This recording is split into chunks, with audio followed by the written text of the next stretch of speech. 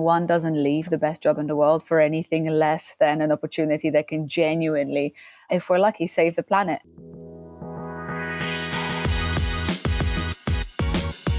Welcome back to our bite-sized 40-minute mentor startup spotlight series. In today's episode, we're rejoined by a familiar face. Former 40-minute mentor and serial founder Marta Krupinska joins us to share more about her latest venture, the carbon removal brokerage CUR8. If you're a new listener and you haven't checked out Marta's previous 40-minute mentor episode, then please make sure you do by following the link in the show notes to her Series 7 debut. Marta, it's always a pleasure seeing you. Thank you so much for joining us on the podcast. How are things? Yeah, I'm great. Thank you so much for having me. How are you today? I'm very good, and I'm super excited to see you back on the podcast as a founder of a new business, which I'd love to learn more about. So for those that don't know you, you've previously founded fintechs Azimo and FreeUp, and then more recently you were at Google heading up startups in the UK. So an amazing CV, but you've taken the plunge to go back into the founder seat with your new carbon removal platform, CUR8. So first of all, tell us a bit about the origin story behind the business and how it all works, if you don't mind. No, amazing. And well, I'm definitely incredibly excited to tell you about it because, as you said, I've done it before. I then spent 4.5 years leading Google for startups, and I basically had the best job in the world, and one doesn't leave the best job in the world for anything less than an opportunity that can genuinely, if we're lucky, save the planet. So yes, the origin story. So as you said, CUR8 is a platform for carbon removals, and one might ask themselves, what are carbon removals? Sort of, I'll tell you my own story. I first heard of carbon removals in December 2020. And at this point, I was at Google, hugely enjoying what I was doing, but also feeling like there's just this incredible opportunity, the privilege of being able to just obsess over a problem and get people around the idea and build. I've always been completely fascinated by this lifestyle, and I always knew that I wanted to go back. But I sort of felt like a lot of the challenges in fintech, and I spent most of my life in consumer fintech, the problems that I really cared about to solve have largely, maybe not entirely been solved, but we made a significant dent in the universe. So I was thinking, what could be the next thing that I would get excited about? And sometimes the world just gives you what you need. And my former co-founder, Ruben Saxon from FreeUp, told me about soil carbon. And I was like, soil carbon, what is that? How does it work? And he's like, oh, you can work with the land in such a way that you increase its capacity to retain carbon because, did you know we need to reduce emissions? Obviously, everybody knows that, but also we've actually left it too late. The IPCC, the Intergovernmental Panel on Climate Change, talks about how we left it so late that we not only have to reduce emissions maximally, we also have to remove the carbon that's already in the atmosphere. And I was like, hang on a second, we can actually do that. And it blew my mind because I think I was becoming slightly defeatist. I was like, I don't see us decarbonizing fast enough. I don't know if we're going to stay below 1.5, at which point, there's just irreversible damage to the planet. So this idea that we could build these time machines that will undo the damage that we've done, that completely rocked my world. And I was like, hang on a second, you're doing with soils, but what about, could you do it in the oceans? How about, could you do anything else? Can we suck carbon out of the atmosphere and put it away safely into geological storage? Turns out you can do all of those things. There is this entire new asset class called carbon removals, where you literally sequester carbon out of the sky and put it away safely for hundreds and thousands of years. And to think that we're at the dawn of this new industry, which is being already priced at a future value of over $1 trillion, well, obviously for any entrepreneur, that's very exciting. But the last thing that really drew me to carbon removals was the fact that I spent a lot of my career thinking about how we build more inclusive, more equitable industries. And climate change is one of those issues that we will not be able to solve. UK for UK, US for US, India for India. In fact, whether we sequester a ton of carbon in Kenya, in Brazil, or in the US, from a planetary perspective, it makes no difference. But when you think about the fact that that same asset could be sold for the same amount of money in Kenya or in the US, obviously in the global south, that money goes so much further. And suddenly I felt like anything I ever cared about, using technology for good, big market opportunities, and basically international development and equity sort of came together in this one opportunity. And by the summer of 2021, I was entirely hooked. I've spoken to every investor or founder in Europe that looked at carbon removals. And I was like, I think there's going to be this new asset class. We need to make it easier to create, to trade, for people to get transparency and understanding of how this market looks. And we need to build an industry the size of oil and gas in 10 years. It's going to be backbreaking. It's the space race of the 21st century. And I could not think of anything that'd be as exciting as this to spend the next major chunk of my career on. When you put it like that, I completely understand. I mean, that's an incredible description and very inspiring Genesis story. And I'm so pleased you've taken up this challenge because you have such a strong track record of building amazing businesses. And boy, do we really need it right now. And I think it's one of the most commonly talked about topics. The climate crisis on this podcast is something that we're really passionate about. So firstly, good luck. Excited to see what you're going to achieve over the years ahead. And our listeners will know you as this serial entrepreneur. I guess maybe you would have thought that you wouldn't be going back to that world anytime soon based on the last conversation we had on this podcast. And there aren't that many founders that just keep going on that roller coaster many, many times over. So what is it about entrepreneurship that just keeps reeling you back in? It may sound trite, but I just feel it's such an incredible privilege.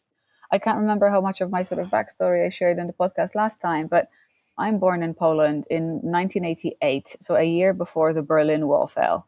My parents didn't have passports until they were well into their 40s. And suddenly, I was 16 years old when Poland entered the European Union. I had a passport that would allow me to live anywhere in Europe and travel around the world, and the internet was burgeoning. And I was 19 years old when I started my first company. And I think I just have this deep appreciation for the opportunity that I have, the way in which the world is open, the way that technology and the internet mean that once upon a time to start a company, you probably had to, have a lot of money and open a factory. Whereas, these days you can pretty much write a bunch of lines of code or in fact, and I'm very proud of that, we started CUR8 in a spreadsheet and it's possible to do that. And I think just when you think about the different ways in which we all sort of exercise our agency in the world, when I think about the times that I've been the most myself, the happiest, the most fulfilled, it was always when I had the opportunity to work with people I really admired, learning very, very fast and feeling I'm making an impact on the world. And I was so proud of all of the incredible work we've done at Google for Startups. And I'm delighted that the team, Mariam Manjal and the team, are doing amazing work continuing it. But I felt like, I made my little dent in the universe here and was the next thing that I really genuinely care about. And I cannot really think of an environment other than actually founding an organization that lends itself to that end as well as this does. I think it's an incredible privilege to be able to build and to have people, both your employees and investors, to back your play. Such an amazing way of looking at it. I can really see that. Obviously, this is not your first rodeo, but I'd love to know how you're approaching building this business compared to the previous ones you built. Are you kind of leaning on all the experience and doing something very similar, or is it completely different or a mix of the two? Tell us more.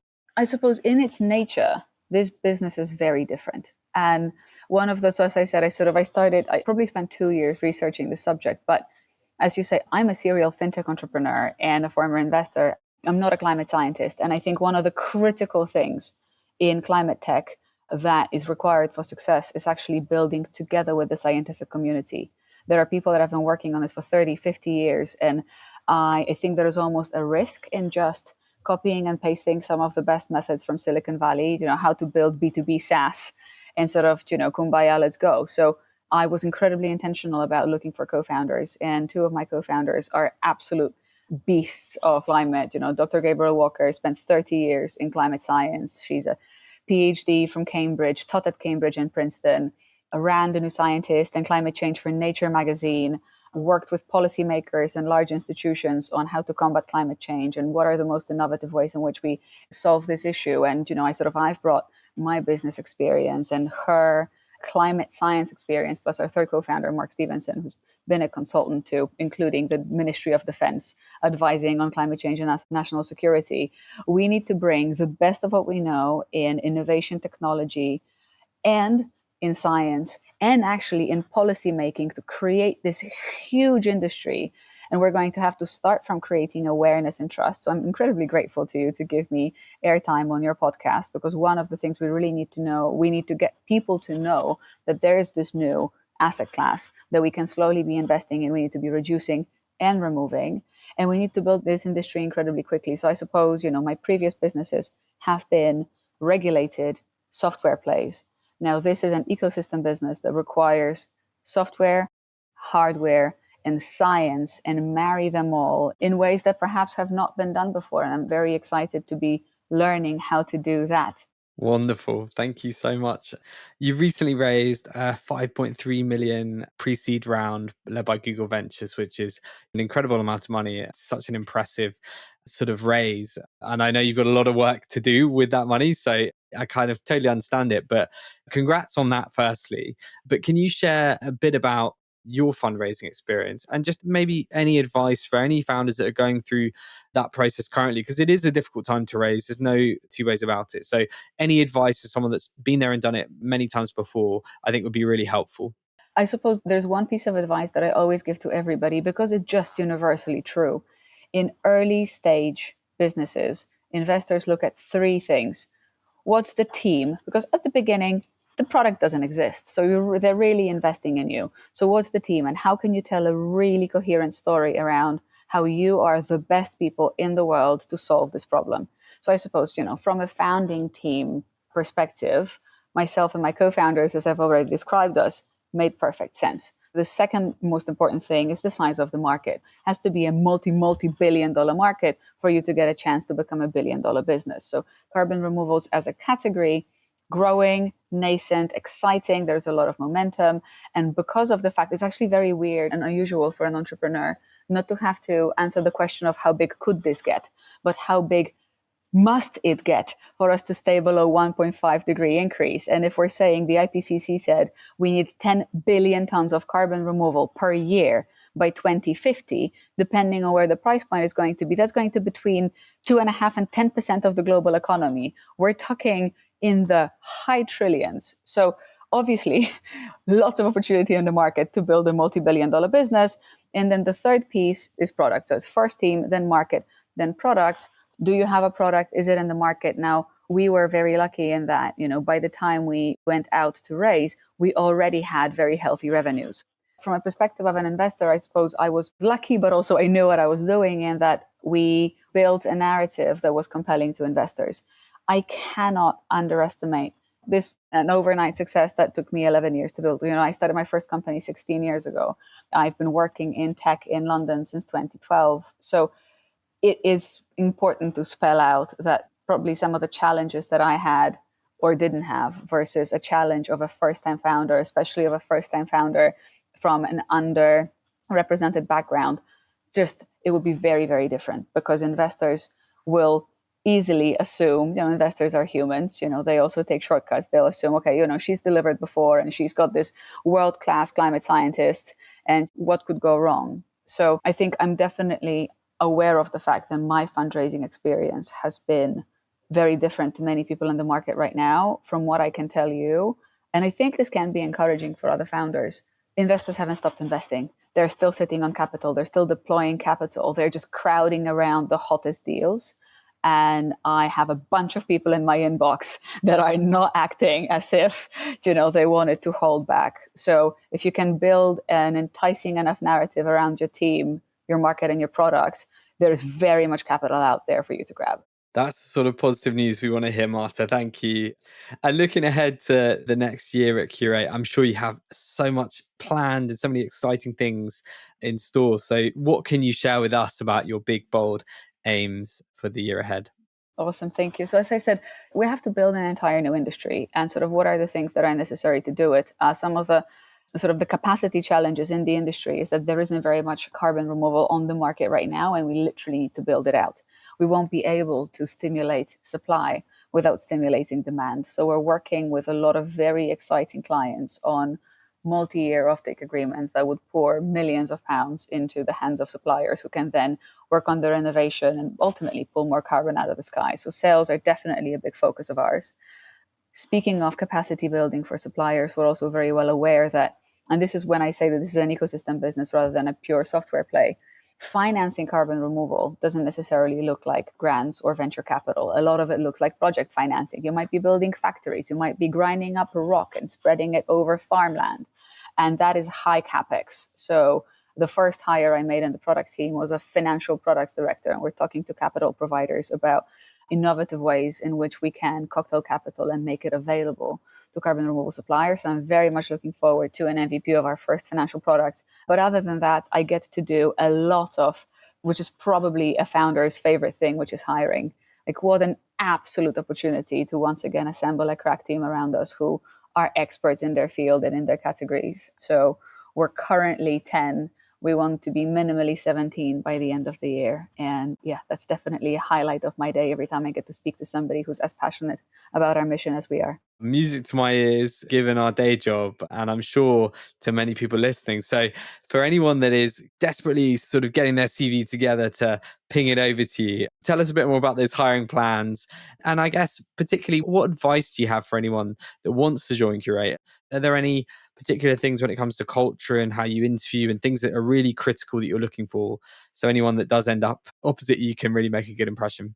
Yep, excellent question. So when it comes to the roles that we've got open, we were definitely beefing up our sales team. We're sort of almost there, but we still have one role open on the partnership side. Product and tech, so product managers, UX, UI, lead engineer.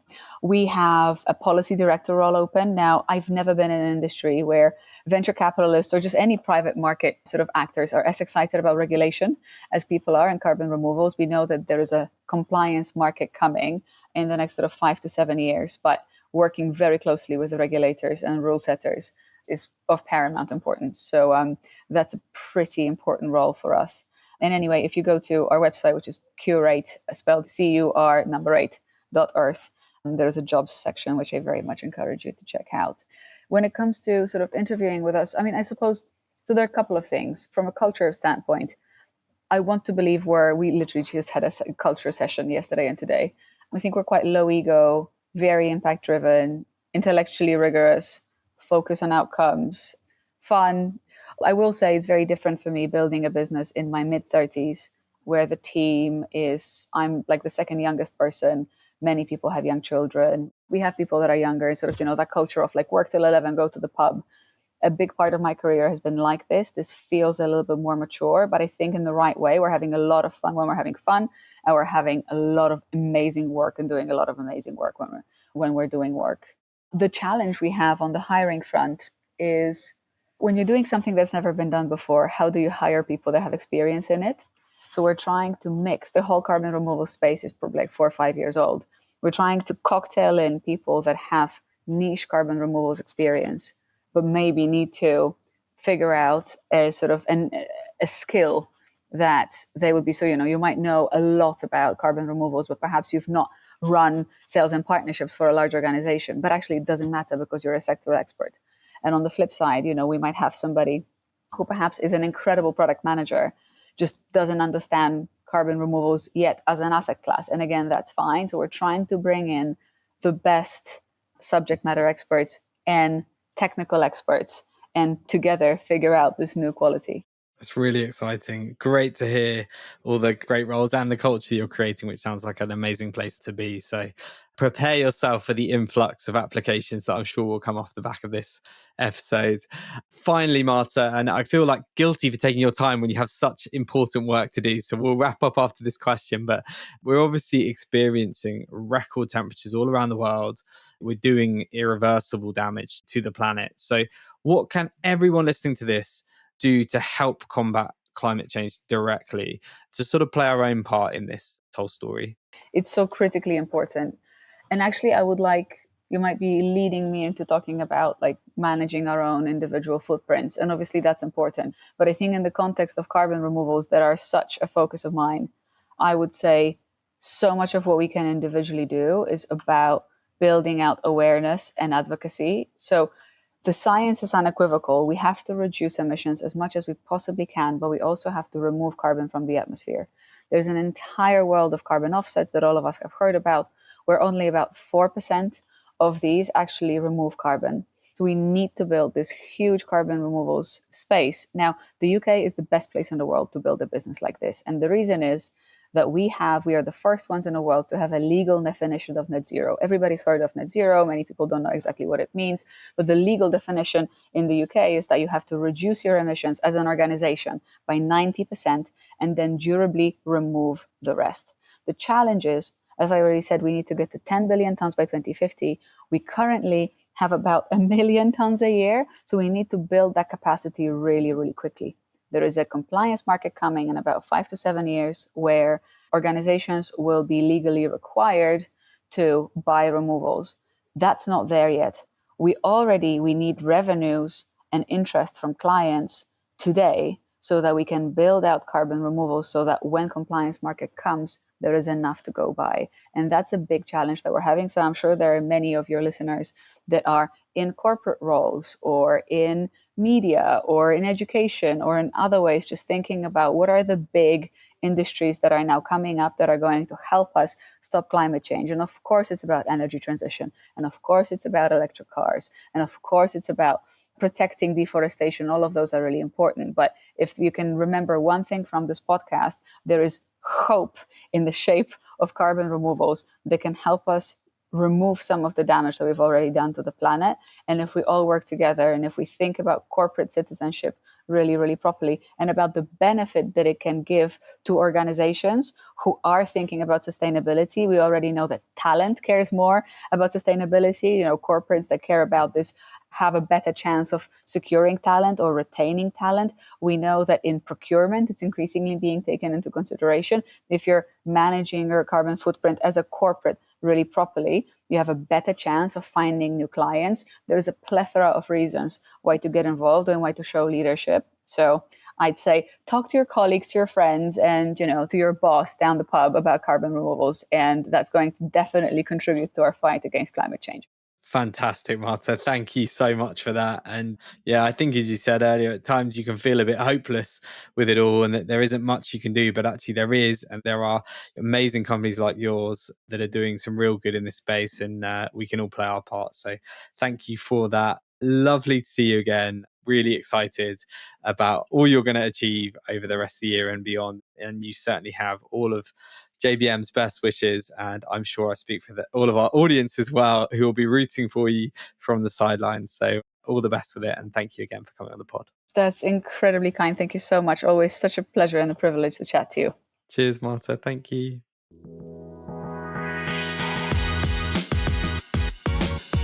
Thank you so much for tuning into today's episode. Before we let you go, I wanted to ask a small favour. This year's Great British Podcast Listeners' Choice Award is open for nominations, and we would really appreciate your vote for 40 Minute Mentor. So if you have a spare minute today, please head over to britishpodcastawards.com/voting and nominate 40 Minute Mentor. Thank you so much for voting for us, and we're really looking forward to seeing you again next week for more pocket-sized mentorship.